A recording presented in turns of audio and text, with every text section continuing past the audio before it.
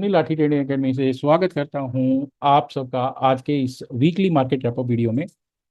तो गाइज, इस वीडियो में हम इंडियन स्टॉक मार्केट की वीकली परफॉर्मेंस का ओवरव्यू लेते हैं एंड साथ में वीकली टाइम फ्रेम पे सेक्टोरल एनालिसिस परफॉर्म करके हम ये आइडिया लगाने की कोशिश करते हैं कि अगले वीक के लिए मार्केट का कैसा मूड रहेगा, कौन कौन से सेक्टर्स अगले वीक में परफॉर्म करने वाले हैं या कौन कौन से सेक्टर्स जो हैं अगले वीक में थोड़ा वीकनेस दिखाएंगे। एंड इसके साथ साथ हम weekly top gainers, top losers and most active strokes का लिस्ट भी आपके साथ शेयर करते हैं। तो गाइज, मैं आज का वीडियो शुरू करूं उससे पहले आपको बता दूं कि ये वीक में संडे को शाम को 7 बजे हम एक बड़ी ही interesting price action based trading trick आपके साथ शेयर करने वाले हैं, जो इंट्राडे ट्रेडर्स के लिए बहुत ही हेल्पफुल रहेगी। फिर भले ही आप एक एक्सपर्ट टेक्निकल एनालिस्ट हो या फिर एकदम नोविस ट्रेडर हो, आप दोनों के लिए ही ये जो हमारी ट्रिक होगी ये बहुत काम में आने वाली है अगर आप एक इंट्राडे ट्रेडर हैं। तो अगर आप फर्स्ट टाइम हमारे चैनल पे आए हैं तो चैनल को सब्सक्राइब करके एंड नोटिफिकेशन बेल को क्लिक करना ना भूलें, सो दैट जब संडे को हम ये वीडियो अपलोड करें तो आपको सबसे पहले उसका नोटिफिकेशन आ जाए एंड टाइम से आप उस वीडियो को देख सकें। तो अभी शुरू करते हैं हम आज का वीडियो, क्योंकि आज फ्राइडे है। तो फ्राइडे को शाम को हम वीकली परफॉर्मेंस का ओवरव्यू करते हैं मार्केट की, जबकि वीकडेज में हम मार्केट की डेली परफॉर्मेंस का ओवरव्यू करते हैं। तो एवरी फ्राइडे शाम को 7 बजे हम वीकली रैपअप पोस्ट करते हैं एंड एवरी डे शाम को 7 बजे हम डेली रैपअप पोस्ट करते हैं। तो जैसे कि आप लोग देख सकते हैं स्क्रीन पे, यहाँ पे हमने निफ्टी का अ, या फिर सारे ही इंडाइसिस का वीकली परफॉर्मेंस या फिर वीकली कंपैरिजन लगाया है। तो इस वीक के लिए अगर मैं निफ्टी की बात करूं तो ये 0.73% के गेन के साथ 24,502.15 पे क्लोज हुआ है। वहीं पे अगर सेंसेक्स की बात करी जाए तो सेंसेक्स में भी करीब करीब आधा परसेंट का या फिर 0.65% का इस वीक में तेजी देखने को मिला है एंड 80,519 के लेवल पे ये आज क्लोज हुआ है। एंड वहीं पे बात करें अगर हम निफ्टी 200 इंडेक्स की, तो ये भी करीब करीब 0.64% तेजी के साथ 13,895 पे क्लोज हुआ है। वहीं पे अगर बात करी जाए निफ्टी 500 की या फिर ऑल मार्केट कैप की, तो ये 23,095 पे क्लोज हुआ है विद गेन ऑफ 0.47%। एंड वहीं पे बात करी जाए अगर बैंकिंग सेक्टर की या फिर बैंक निफ्टी की, तो बैंक निफ्टी में हमने देखा है कि ये 0.72% के नेगेटिव नोट के साथ ये वीक में क्लोज हुआ है 52,278.90 पे।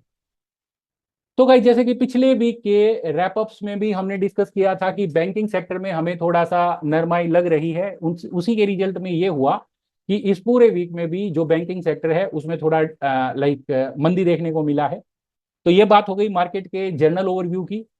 अगर हम बात करें वीकली सेक्टोरल परफॉर्मेंस की, तो हम देख सकते हैं कि एफएमसीजी टॉप गेनर्स की लिस्ट में रहा है एंड पिछले 2 वीक से हम एफएमसीजी एनआईटी के बारे में खूब बात करते आए हैं। पिछले वीक में भी हमने बात करी थी कि एफएमसीजी सेक्टर है जो काफी हॉट लग रहा है मार्केट में, as well as IT sector पे भी हम बुलिश थे। तो सेकंड नंबर पे आईटी सेक्टर है मोस्ट गेनर्स, मतलब कि इस वीक में हाईएस्ट गेनर जो सेक्टर में आईटी सेक्टर रहा है एंड उसके बाद फिर मीडिया सेक्टर रहा है 1.3% के वीकली गेन के साथ। एंड फोर्थ नंबर पे फार्मा सेक्टर रहा है 0.78% के वीकली गेन के साथ। एंड नेक्स्ट नंबर है एनर्जी का, तो एनर्जी में भी हमने देखा कि 0.76% के वीकली गेन के साथ ये भी पॉजिटिव नोट के साथ क्लोज हुआ है। तो एफएमसीजी, आईटी एंड फार्मा, इन सारे सेक्टर्स के बारे में हमने अपने पिछले रैपअप्स में खूब बात करी है, तो ये हमारे लिए कोई सरप्राइज नहीं था। एंड अगर बात करें नेगेटिवली परफॉर्मिंग सेक्टर्स की, तो नेगेटिव परफॉर्मिंग सेक्टर्स में सबसे पहले नाम आता है निफ्टी मेटल का। निफ्टी मेटल ने 2.63% के नेगेटिव नोट के साथ ये वीक में क्लोज किया है एंड ये वीकली डिक्लाइन है, नोट डेली। तो निफ्टी रियलिटी की अगर बात करी जाए तो इसने 2.32% के वीकली डिक्लाइन के साथ क्लोज किया है। एंड पीएसयू बैंक्स, इसके बारे में मैंने कई बार बात करी कि पीएसयू बैंक बैंकिंग सेक्टर में सबसे वीकर सेक्शन लग रहा है एंड वही हमने देखा कि पीएसयू बैंक में भी 2.09% का नेगेटिव क्लोज देखने को मिला है वीक ऑन वीक बेसिस। वहीं पे ऑटो सेक्टर में भी करीब करीब 1% की मंदी देखने को मिली है weekly basis and Nifty bank में भी 0.72% की मंदी देखने को मिली है weekly basis and Nifty mid cap select में भी वीकली बेसिस मंदी देखने को मिली है। अब यहाँ पे अगर हम बात करें वीकली टॉप गेनर्स की, तो आरवीएनएल ने ये वीक में 27% का वीकली गेन विटनेस किया है। तो हमारे पिछले वीडियोस में भी हम आप देखेंगे तो हमारे डेली मार्केट रैपअप्स में भी जो आरवीएनएल था टॉप परफॉर्मर्स की लिस्ट में ही रहा है। एंड हमारा ये जो daily and weekly wrap up video बनाने का ऑब्जेक्टिव सिर्फ इतना है कि इस मार्केट में जो नए ट्रेडर हैं जिनको ये नहीं पता कि मतलब मार्केट में ट्रेडिंग प्लान करने के लिए या फिर अगले सेशन की प्लानिंग करने के लिए क्या क्या इंपॉर्टेंट चीजें हैं जो नए ट्रेडर्स को देखनी चाहिए, तो उन्हीं की हेल्प करने के एस्पेक्ट में हमने ये वीडियो बनाना शुरू करा है। तो सेकंड नंबर पे ऑयल जो है उसने 25% का वीकली गेन विटनेस किया है। फिर थर्ड नंबर पे आईआरएफसी आता है, RailTel, GE shipping, Welspun, RCF, Sonata software, BBTC, Jubilant, Ingrevia and CESC. तो देखिए बीबीटीसी भी हमारे पिछले रैपअप में आया था। फिर चेन्नई पेट्रो है, उसके बाद फिर ग्लैंड है, सोनाकॉम्स है, एमआरपीएल है, आरईसी लिमिटेड है, इरकॉन है। तो ये सारे स्टॉक्स हैं जो वीकली टॉप गेनर्स की लिस्ट में आए हैं। तो ये जो स्टॉक वीकली टॉप गेनर्स की लिस्ट में आए हैं तो देर इज हायर प्रोबेबिलिटी कि इन स्टॉक्स में जो है वो बुलिश ट्रेंड है। एंड टेक्निकल एनालिसिस में जब भी हम बाय के लिए ट्रेड प्लान करते हैं तो सबसे पहली चीज हम उसमें ट्रेंड ही देखने की कोशिश करते हैं। तो वीकली टॉप गेनर्स पे जब आप एक नजर डालते हो तो आपको आइडिया लग जाता है कि कौन से स्टॉक्स बुलिश कैंडिडेट्स हैं। फिर आप उनमें टेक्निकल एनालिसिस परफॉर्म करके एंड अपने स्टॉक्स सेलेक्ट कर सकते हो अगले वीक की ट्रेडिंग के लिए। यहीं पे अगर बात करी जाए वीकली लूजर्स की तो सबसे पहले नाम आता है रेमंड का। तो रेमंड में हमने देखा कि यहाँ पे 34% का वीकली लॉस दिखा रहा है। तो यहाँ पे रेमंड्स में एक्चुअल में ये जो वीकली लॉस हमें नजर आ रहा है ये कॉर्पोरेट एक्शन की वजह से है, क्योंकि रेमंड ने अपना एक जो बिजनेस है उसको डीमर्ज किया है। लाइफस्टाइल का जो बिजनेस है वो उसने मेन बिजनेस से डीमर्ज किया है। तो उसी एक्सटेंट में जो है इसकी वैल्यू डिक्रीज हो गई है, तो उसकी वजह से ये दिखा रहा है। एंड फिर टॉप लूजर्स में बात करी जाए तो स्कैल्फर इंडिया है, फिर यूनो मिंडा है, पावर इंडिया है, एंड इसके बाद फिर Lodha, bank of Baroda and Titagarh rail systems. तो हमने देखा कि रेलवे स्टॉक्स में पिछले वीक में अच्छा खासा एक्शन देखने को मिला था, बट यहाँ पे थोड़ा सा पुल बैक देखने को मिला है। तो प्रोबेबली आने वाले वीक में ये जो स्टॉक्स हैं ये हो सकता है कि वापस हमने ट्रेंड को रिज्यूम करने की कोशिश करें। तो वीकली वीकली टॉप लूजर्स ये हो गए सारे। इसमें सबसे लास्ट में नाम आता है आरके फूड्स का। एंड बात करी जाए अगर वॉल्यूम बजट्स की तो इसमें बेसिकली हम उन स्टॉक्स की लिस्ट कंपाइल करते हैं जिन जिन स्टॉक्स में वॉल्यूम सडनली अपने वीकली एवरेज के 3 टाइम्स तक स्पाइक हो चुके हैं। तो सबसे पहले नाम आता है राजेश एक्सपो का। इसमें 13.78 टाइम्स का वॉल्यूम स्पाइक देखने को मिला है। एंड फिर इसके बाद जैसे इंडिगो पेंट्स है, इसमें 10.5 पॉइंट्स का जो है वॉल्यूम स्पाइक देखने को मिला है। फिर जुबिलेंट इंग्रेविया है, वेल्सपन है, मेट्रो ब्रांड्स है, जीई शिपिंग है, MRPL, BBTC, GLS, RVNL, RailTel, IRFC, RBA and Chennai Petro, GMDC limited and Ircon. तो ये सारे स्टॉक्स हैं, ज्यादातर इसमें रेलवे स्टॉक्स हैं, शिपिंग के स्टॉक्स हैं जिनमें सडनली हमने वॉल्यूम पिकअप देखा है। तो आने वाले वीक्स में हो सकता है कि इन सारे ही सेक्टर से आने वाले जो स्टॉक्स हैं उनमें अच्छा खासा एक्शन देखने को मिल सकता है। अब अगर बात करी जाए मोस्ट एक्टिव स्टॉक्स की वीकली बेसिस तो उसमें RVNL, IRFC, HDFC bank, TCS, Mazdock, Ircon, Infy, Reliance, ICI bank, Maruti, BL, MNM, RailTel, NHPC, REC limited, Cochin shipyard, HAL, Tata motors, yes bank, हुडको। तो ये सारे स्टॉक्स हैं जो मोस्ट एक्टिव स्टॉक्स की लिस्ट में हैं। एंड बेसिकली ये जो मोस्ट एक्टिव स्टॉक्स हैं ये मेनली हमें हेल्प करते हैं टू प्लान इंट्राडे ट्रेडिंग, क्योंकि अगर आप एक इंट्राडे ट्रेडर हो तो आप चाहोगे ऐसे स्टॉक्स को चूज करना जिन स्टॉक्स में हाई लिक्विडिटी है, सो दैट आप इजीली एंटर एंड एग्जिट कर सको। एंड साथ में अगर आप एक ऑप्शन ट्रेडर हो तो आप हमेशा चाहोगे कि आप ऐसे स्टॉक्स ट्रेड करो जिनके ऑप्शन कॉन्ट्रैक्ट्स हाईली लिक्विड रहते हैं। तो बेसिकली जब मोस्ट एक्टिव स्टॉक्स हम देखते हैं वीकली एंड डेली बेसिस तो जो एक्टिव स्टॉक्स होते हैं उनमें ज्यादा एक्शन होता है, मार्केट का करंट फोकस उन स्टॉक्स पे होता है। तो जब हम ऑप्शन ट्रेडिंग करते हैं तो उन स्टॉक्स को पिक कर सकते हैं for day trading and ultra short term swing trading. तो ये बात हो गई जनरल ओवरव्यू की। अब फटाफट इंडाइसिस के वीकली चार्ट पे एक नजर मारेंगे हम एंड पता लगाने की कोशिश करेंगे कि ओवरऑल क्या पिक्चर बन रही है। तो सबसे पहले मैंने लगाया है निफ्टी आईटी का चार्ट।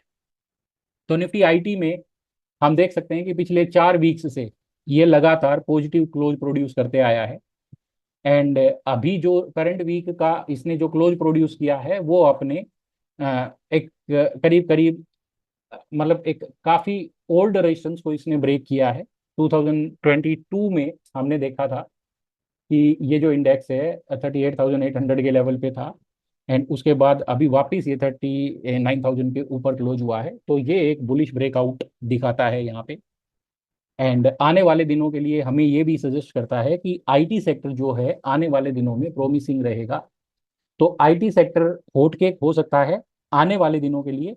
आप आईटी सेक्टर के स्टॉक्स को अपनी वॉच लिस्ट में रखें, एंड अच्छे टेक्निकल पैटर्न्स के साथ अगर पुल बैक पे कोई भी स्टॉक्स आपको मिलते हैं तो आप उन स्टॉक्स को कंसीडर कर सकते हैं फॉर इन्वेस्टमेंट। इसके बाद दूसरे नंबर पे आता है निफ्टी मीडिया। तो निफ्टी मीडिया में भी हम लोग देख सकते हैं कि इस वीक में खूब वॉलेटिलिटी दिखाई मीडिया सेक्टर ने। अच्छा खासा डिक्लाइन देखने को मिला, एंड उस डिक्लाइन के दौरान इसने अपने पिछले वीक का लो क्रॉस किया, एंड फिर उसी इंटेंसिटी से रिकवरी भी आई, एंड इस वीक में इसने अपर एंड के पास क्लोज किया है। तो ओवरऑल जो एक एक ट्रेंड की स्टार्टिंग थी उसको इसने मेंटेन्ड रखा है। तो जो मीडिया सेक्टर है वीकली चार्ट पे ये भी काफी प्रोमिसिंग लग रहा है। हालांकि ये अपने रेजिस्टेंस के पास है। 2091 का जो लेवल है या फिर 2090 से 2100 का जो लेवल है वो इस इंडेक्स में एक रेजिस्टेंस लेवल है। अगर सक्सेसफुली ये इंडेक्स इस लेवल को क्रॉस कर देता है तो आने वाले दिनों में जो मीडिया सेक्टर है उसमें भी अच्छा खासा एक्शन देखने को मिल सकता है। अगर यहाँ पे बात करी जाए ट्रेंड की, तो हमने वीकली चार्ट पे 10 एंड 40 पीरियड का मूविंग एवरेज यूज किया है। तो हम देख सकते हैं कि 20 पीरियड मूविंग एवरेज जो है वो 40 पीरियड मूविंग एवरेज के नीचे है, जो कि एक बेरिश ट्रेंड को सजेस्ट करता है। But at the same time अगर मैं बात करूं प्राइस की, तो प्राइस अपने 10 पीरियड के एवरेज के ऊपर क्लोज हुआ है वीकली बेसिस। एंड जो 10 पीरियड का वीकली एवरेज है वो भी अपवर्ड स्लूप कर रहा है। तो यहाँ से मार्केट में स्ट्रेंथ को ये इंडिकेट कर रहा है। बट ऊपर जाने के लिए it has to cross 2100 level. अब अगर बात करी जाए ऑयल एंड गैस की, तो ऑयल एंड गैस में भी हमने बात करी थी कि एक बुलिश ब्रेकआउट हुआ है ये सेक्टर में। एंड पिछले लगातार 3 वीक से इसमें हमने देखा है कि जो ये स्टॉक ये इंडेक्स है ये काफी एक्शन में रहा है। तो हम बात करें अगर ट्रेंड की, तो प्राइस अपने 10 एंड 40 पीरियड एवरेजेस के ऊपर है, एंड रिसेंटली प्राइस अपने एवरेज को टच करके ऊपर जाना शुरू किया है। तो ये starting of a new swing है। तो ऑयल एंड गैस सेक्टर भी आने वाले दिनों में प्रोमिसिंग रह सकता है। एंड अगर बात करें हम एफएमसीजी सेक्टर की, तो एफएमसीजी सेक्टर में भी एक बड़ी इंटरेस्टिंग डेवलपमेंट देखने को मिली है। तो यहाँ पे जो ये स्ट्रक्चर बना है एफएमसीजी सेक्टर में, तो it resembles like cup and handle pattern. तो ये बेसिकली एक कंटिन्यूएशन का काम करता है। एंड यहाँ पे मैं आपको दिखा भी देता हूँ कि मैं इसको क्यों कप एंड हैंडल पैटर्न बोल रहा हूँ। ये देखिए यहाँ पे ये जो इसने पैटर्न बनाया है, it looks like a cup, and ये छोटा सा इसका हैंडल हो गया। ये और भी क्लियरली विजिबल होगा अगर हम डेली चार्ट पे मूव करेंगे तो। एंड इसका ब्रेकआउट हुआ है। तो जब भी कप एंड हैंडल का ब्रेकआउट होता है तो जो कप की डेप्थ होती है उसके इक्वल ऊपर में टारगेट देखने को मिलते हैं। तो यहाँ पे देखिए कप का अपर एंड था करीब करीब 58,000 के आसपास, एंड लोअर एंड है करीब करीब 53,000 के आसपास। तो ये 5,000 पॉइंट्स की रेंज है। तो 58,000 पॉइंट्स में अगर 5,000 पॉइंट्स और ऐड करें हम, तो ये 63,000 तक जाने का पोटेंशियल है। मतलब कि एफएमसीजी सेक्टर में भी अच्छा खासा पोटेंशियल नजर आ रहा है आने वाले वीक्स के लिए। तो बाय ऑन डिप्स की स्ट्रेटजी होनी चाहिए for FMCG sector stocks. And इसके बाद अगर हम बात करें एनर्जी सेक्टर की, तो एनर्जी सेक्टर में भी हम लोग देख सकते हैं कि ये जो इंडेक्स है ये अभी रिसेंटली अपने 10 पीरियड एवरेज से बाउंस हुआ है, एंड अपने रेजिस्टेंस को अटैक कर रहा है, which is sine of continuation of the up trend. But हाँ, थोड़ा सा ये हेजिटेंट हुआ है अपने एग्जिट पोल वाले दिन के हाई को क्रॉस होने में। तो ये जून का हाई अगर क्रॉस कर देता है आने वाले वीक में, तो यहाँ से एनर्जी सेक्टर में भी थोड़ी स्ट्रेंथ देखने को मिलेगी। बात करी जाए अगर निफ्टी कंजम्पशन की, तो कंजम्पशन में हमने देखा था पिछले 2 दिन से हम कंजम्पशन सेक्टर को भी कवर कर रहे हैं हमारे डेली रैपअप में। तो कंजम्पशन सेक्टर ने अपने रेजिस्टेंस को ब्रेक किया है, एंड ये भी प्रोमिसिंग लग रहा है। यहाँ से कंजम्पशन सेक्टर में भी अपसाइड पोटेंशियल है। रिसेंटली एक पोज आया था मतलब कि सेकंड फर्स्ट हाफ में जून के, बट उसके बाद से इसने रिज्यूम करने की कोशिश करी है। तो यहाँ से कंजम्पशन सेक्टर भी प्रॉमिसिंग लग रहा है आने वाले दिनों में। अगर बात करी जाए बैंकिंग सेक्टर की, तो सबसे पहले हम बात करते हैं प्राइवेट बैंक्स की। तो प्राइवेट बैंक्स में थोड़ा सा कंसोलिडेशन देखने को मिल रहा है लगातार 3 वीक से। ये देखिए, जून में हमने देखा था कि प्राइस अपने वीकली हाई से रिट्रीट होके क्लोज हुआ। फिर जुलाई में भी however it was able to make a new high, but जो क्लोजिंग थी वो अपने वीकली हाई से रिट्रीट होके ही इसने प्रोड्यूस करी। एंड ये वीक में हमने देखा कि it settled with a negative note. तो हालांकि यहाँ पे एक क्लियर टर्न अराउंड का साइन नहीं नजर आ रहा है, बट यहाँ पे बैंकिंग सेक्टर में अभी भी हमें एक कंसोलिडेशन का फेज लगता है। तो जब तक एक क्लियर ब्रेकआउट नहीं होता है, तो बैंकिंग सेक्टर को लेके हम थोड़ा सा कंजर्वेटिव रहेंगे। एंड प्राइवेट बैंक सेक्टर के अगर मैं रेजिस्टेंस की बात करूं, तो 26,420 का रेजिस्टेंस है। अगर ये लेवल सक्सेसफुली इसने क्रॉस किया, तो फिर हो सकता है कि इसमें वापिस जो है थोड़ा बाइंग इंटरेस्ट देखने को मिले। नहीं तो इसमें एक स्टैग्नेशन का फेज रहेगा। बात करें अगर फार्मा सेक्टर की, तो नो डाउट हम पिछले पूरे वीक से फार्मा सेक्टर के बारे में बहुत बातें करते आए हैं। We are like optimistic about the pharma sector. And basically जो ये सीजन होता है, मॉनसून सीजन होता है, तो इसमें फार्मा सेक्टर सीजनली भी अच्छा करता है फार्मा सेक्टर ऐसे फेज में। तो हम देख सकते हैं कि pharma sector is continuously making higher highs and अपने 10 पीरियड एंड 40 पीरियड एवरेजेस के ऊपर है, तो एक बुलिश ट्रेंड में है। हालांकि ये वीक का जो कैंडल इसने फॉर्म किया है, ये इंडिसाइसिव कैंडल है। में भी एक स्टैग्नेशन देखने को मिल सकता है, बट ट्रेंड का जो आउटलुक रहेगा फार्मा सेक्टर पे वो बुलिश ही रहेगा। अगर बात करें निफ्टी की, तो निफ्टी में थोड़ा सा हमें सॉफ्टनेस नजर आती है, क्योंकि निफ्टी का भी chart similar to private bank index है। बैंक निफ्टी का चार्ट यहाँ पे आप लोग देख सकते हैं। तो इसमें भी हम देख सकते हैं कि जो 24 जून वाला जो वीक था, उसमें हमने वीकली हाई से रिट्रीट होते देखा इसको, एंड फिर फॉलोइंग वीक में भी वीकली हाई से रिट्रीट होते देखा। एंड ये वीक में तो हमने प्राइस को काफी नेगेटिवली ट्रेड करते देखा। तो कहीं ना कहीं स्टैग्नेशन से पुल बैक का जो मूड है बैंकिंग सेक्टर में रहेगा निफ्टी बैंक में। निफ्टी बैंक के लिए जो रेजिस्टेंस रहेगा 52,800 पे रहेगा। 52,800 का अगर लेवल क्रॉस होता है आने वाले वीक में, तो दैट माइट बी साइन कि जो बैंक निफ्टी है वो अपने अप ट्रेंड को रिज्यूम करने की कोशिश करे। नहीं तो बैंक निफ्टी में थोड़ा सॉफ्टनेस वी आर एक्सपेक्टिंग। इसके बाद अगर बात करें हम निफ्टी फाइनेंशियल सर्विसेज की, तो फाइनेंशियल सर्विसेज में हम देख सकते हैं कि थोड़ा सॉफ्टनेस है। कुछ सिमिलर बिहेवियर है। पिछले 3 वीक से लगातार इसने अपने अपर लेवल से रिट्रीट होके क्लोज किया है। एंड ये वीक में इसने इंडिसाइसिव कैंडल फॉर्म करी है। तो हालांकि बैंकिंग प्राइवेट बैंक एंड जो निफ्टी बैंक है, उनमें हमें थोड़ा नेगेटिविटी नजर आता है, बट अभी जो फाइनेंशियल सर्विसेज का जो चार्ट है वो इतना नेगेटिव डेवलप नहीं हुआ है। बट क्योंकि इसने एक डोजी जैसी कैंडल फॉर्म करी है, तो ये मतलब सजेस्ट करती है इनडिसाइसिवनेस को। तो इस इंडेक्स के लिए हमारा जो रेजिस्टेंस रहेगा वो 23,820 पे रहेगा। तो आने वाले वीक में अगर वो लेवल क्रॉस होता है, तो हो सकता है कि कोई अप ट्रेंड से रिजम्पशन का चांस बने। नहीं तो स्टेगनेशन टू पुल बैक का हम इसमें एक्सपेक्टेशन रखेंगे। अगर बात करी जाए निफ्टी हेल्थ केयर की, तो हेल्थ केयर सेक्टर का जो चार्ट है सिमिलर टू फार्मा सेक्टर है। तो अगेन ट्रेंड बुलिश है, मोमेंटम बुलिश है, बट क्योंकि इसने वीकली कैंडल थोड़ी इंडिसाइसिव फॉर्म करी है, तो एक स्टेगनेशन का फेज यहाँ पे देखने को मिल सकता है before resumption to the up trend. And बात करी जाए अगर निफ्टी मेटल की, तो निफ्टी मेटल जो है एक ऐसा इंडेक्स रहा है, या फिर मेटल सेक्टर एक ऐसा सेक्टर रहा है इस वीक में, जिसने लगातार पूरे वीक में सेलिंग प्रेशर देखा है एंड अपनी लोअर एंड के पास ही क्लोज होने की कोशिश करी है। साथ में इसने 10 पीरियड एवरेज के नीचे भी क्लोज किया है। तो ये कहीं ना कहीं थोड़ा सॉफ्टनेस का साइन है। तो प्रोबेबली अगले अगर गैप अप ओपनिंग हो जाती है फॉलोइंग वीक में मेटल सेक्टर में, तो अलग बात है। अदरवाइज जो टेक्निकल सेटअप है वो अगले वीक में भी थोड़ा सॉफ्टनेस को ही रिप्रेजेंट करता है। मतलब कि मेटल सेक्टर में अगले वीक में भी फ्लैट टू नेगेटिव ट्रेड देखे जा सकते हैं। अगर बात करें ऑटो सेक्टर की, तो ऑटो सेक्टर में हमने खूब वॉलेटिलिटी देखी है ये वीक में। बट एक इंटरेस्टिंग डेवलपमेंट ये हुई है कि ये अपने वीकली लोअर एंड के पास क्लोज हुआ है। तो एक टेम्पररी पुल बैक को ये सजेस्ट करता है। तो हो सकता है कि आने वाले दिनों में ऑटो सेक्टर में अपने 10 पीरियड एवरेज को ये एक बार अटेम्प्ट करने की कोशिश करे, टच करने की कोशिश करे। तो ऑटो सेक्टर में भी हमारा जो व्यू है अगले वीक के लिए वो बेरिश रहेगा। एंड पीएसयू बैंक्स की अगर बात करी जाए, तो पीएसयू बैंक्स में तो मैं पूरे वीक से बात करते आ रहा हूँ कि जो चार्ट है इसका थोड़ा खराब हो रहा है। एंड पीएसयू बैंक में इंटरेस्टिंगली हमने अभी देखा भी कि इसने अपने 10 पीरियड एवरेज के आसपास ओपन किया ये वीक में। And throughout the week इसने 10 पीरियड एवरेज के नीचे ही टाइम स्पेंड करा है एंड ये लोअर एंड के पास क्लोज हुआ है। तो it is more likely to remain negative for the upcoming week also. तो अगले वीक में केवल एक चीज पीएसयू बैंक्स को बचा सकती है and that is gap up opening.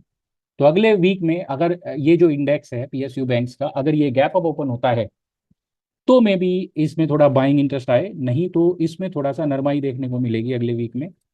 And इसके बाद अगर बात करी जाए निफ्टी रैलिटी की, तो निफ्टी रैलिटी भी अपने वीकली लोअर एंड के पास क्लोज हुआ है, जो कि सजेस्ट करता है कि मोस्ट प्रोबेबली अगले वीक में भी ये जो सेलिंग प्रेशर है इसका कंटिन्यू रह सकता है।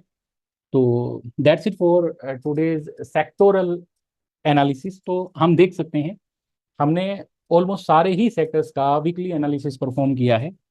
एंड इस वीकली एनालिसिस में हमारा जो आउटकम निकल के आया है वो निकल के आया है कि जो metal, auto, PSU and reality, ये 4 सेक्टर्स हैं जो हमें नेगेटिव नजर आते हैं based on the findings on the chart. इसके अलावा फार्मा एक ऐसा सेक्टर है जिसमें थोड़ा सा इनडिसाइसिवनेस है, जिसमें थोड़ी सी सॉफ्टनेस देखने को मिल सकती है before resuming to up trend. And इसके अलावा एक banking sector and private bank sector जो है वो भी हमें थोड़ा सा सॉफ्ट होते हुए नजर आ रहा है, मतलब कि उसमें भी हमारा जो व्यू है वो बेयरिश टू साइडवेज का व्यू रहेगा। एंड साथ में अगर मैं बात करूं फाइनेंशियल सर्विसेज इंडेक्स की, तो इंडिसाइसिव है वो, हमें गैप अप ओपनिंग चाहिए एंड पिछले वीक का हाई क्रॉस चाहिए for resumption to up trend, नहीं तो जैसा बैंकिंग सेक्टर का हाल रहेगा वैसा ही फाइनेंशियल सर्विसेज सेक्टर का हाल रहेगा। प्रोमिसिंग सेक्टर्स हमें नजर आते हैं IT, oil and gas, FMCG, consumption, media and energy. तो ये जो सेक्टर्स हैं इनमें हमें थोड़ी सी बुलिशनेस नजर आती है। तो आने वाले वीक में भी जब आप अपनी ट्रेडिंग प्लान करो तो मेक श्योर कि आप इन्हीं सेक्टर से आने वाले स्टॉक्स को अपनी लिस्ट में रखो। तो ये तो बात हो गई वीकली मार्केट ओवरव्यू की। एंड अगेन मैं रिमाइंड करा दूं, ये वीडियो बनाने के पीछे हमारा ऑब्जेक्टिव सिर्फ उन ट्रेडर्स को हेल्प करना है जिन जिन ट्रेडर्स ने मार्केट में नया नया ट्रेडिंग की शुरुआत करी है एंड उनके पास कुछ बहुत ज़्यादा नॉलेज का जो एक्सेस नहीं है। तो हम सिर्फ इस वीडियो के माध्यम से ये बताना चाहते हैं कि आप अपनी ट्रेडिंग को प्लान करो अगले दिन के लिए, उससे पहले क्या क्या चीज़ें आपको देखनी चाहिए। एंड इसी कड़ी में, मतलब नए ट्रेडर्स को हेल्प करने की कड़ी में, मैं कुछ इंटरेस्टिंग प्राइस एक्शन सेटअप्स आप लोगों के साथ शेयर करना चाहता हूं जिन्होंने पिछले 20 साल से अपने आप को प्रूव किया है। क्योंकि मैंने 2004 में ट्रेडिंग शुरू करा था, तब से लेके अभी तक उन पर्टिकुलर पैटर्न्स को मैं इंट्राडे ट्रेडिंग में बार बार डिप्लॉय करते आया हूं एंड उनका जो आउटकम रहा है वो बड़ा ही ट्रमेंडस आउटकम रहा है। तो मेरा प्लान है कि मतलब छोटे छोटे वीडियोज की सीरीज में वो सारी ट्रिक्स मैं आप लोगों के साथ शेयर करूंगा। तो अगर फर्स्ट टाइम आप इस वीडियो पे आए हैं तो don't forget to hit the subscribe button, so that जब भी वो वीडियो अपलोड किया जाए तो आपको तुरंत उसका नोटिफिकेशन आ जाए एंड आप सबसे पहले उस वीडियो को देख पाएं। तो आज के लिए इतना ही। Thank you for watching, stay connected for more such videos.